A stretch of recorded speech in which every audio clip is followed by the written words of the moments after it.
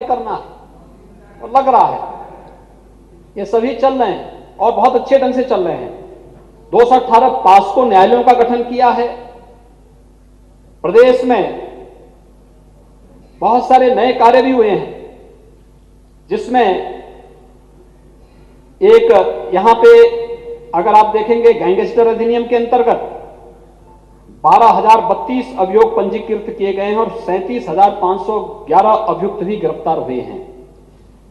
लगभग 1,000 करोड़ रुपए की संपत्ति जब्त की गई है या ध्वस्तीकरण का कार्य भी संपन्न हुआ है। जिन माफिया और अपराधियों को पहले सत्ता अपने बगल में बिठा करके गौरव की अनुभूति करती थी और प्रदेश के माहौल को डरावना बनाती थी, उसी मुझे लगता है वही चित्र उन बच्चों 2.5 साल के बच्चे के मन में होगा जो टोपी पहन करके कहता है अरे साहब मम्मी गुंडा, इस प्रकार के शब्दों का इस्तेमाल करता है। वह भयावह दृश्य रहा होगा। आज कभी है सबके सामने, हर व्यक्ति देख रहा है आज क्या स्थिति है।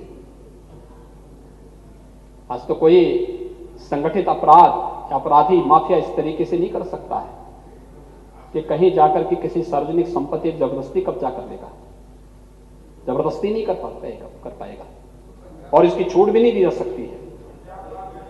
ये कार्यक्रम इसी रूप में हो रहे हैं, लेकिन मैं जानना चाहूंगा इन दलों से कि उन माफियाओं के साथ रिश्ते क्या हैं, इन लोगों के क्यों बचाने का प्रयास कर रहे हैं। थोड़ा अपने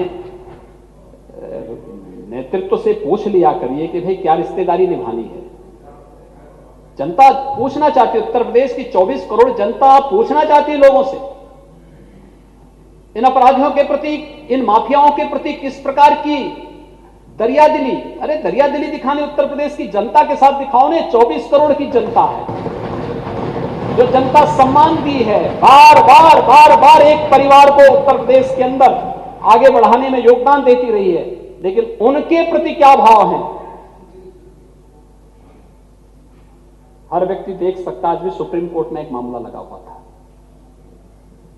क्या स्थिति है ये?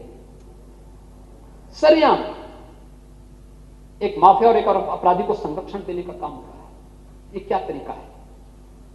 लेकिन उत्तर प्रदेश के अंदर अपराधी और माफियाओं के लिए कोई जगह नहीं होगी, कोई जगह नहीं होगी। कानून अपने तरीके से इनसे निपटने का काम भी करेगा।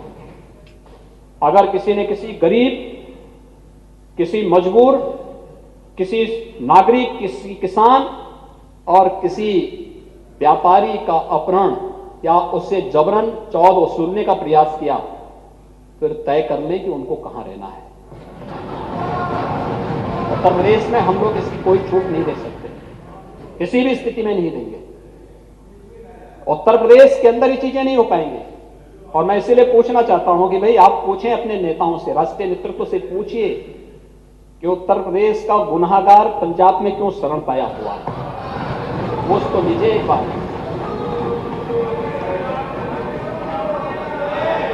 ये क्यों उसको शरण देने का प्रयास हो रहा है? ये क्या हो रहा है? ये सब क्या है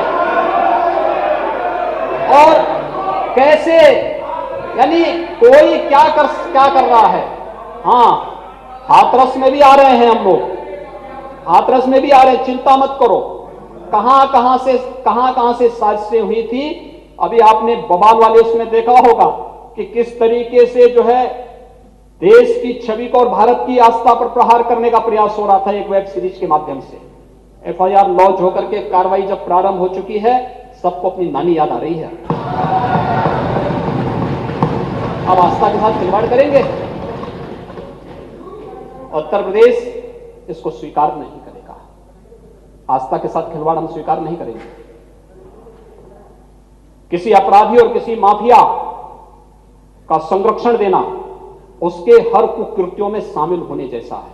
और उत्तर प्रदेश की जनता यही पूछना चाहती है कांग्रेस पार्टी से, यही जवाब पूछना चाहती है कि इसका मतलब इसके हमारे एक विधायक की हत्या हुई थी, 7 लोग एक साथ मारे गए और उस सबके बावजूद भी, इसके बाद भी ये लोग नैतिकता का लवादा ओढ़ करके देश के सामने आते हैं,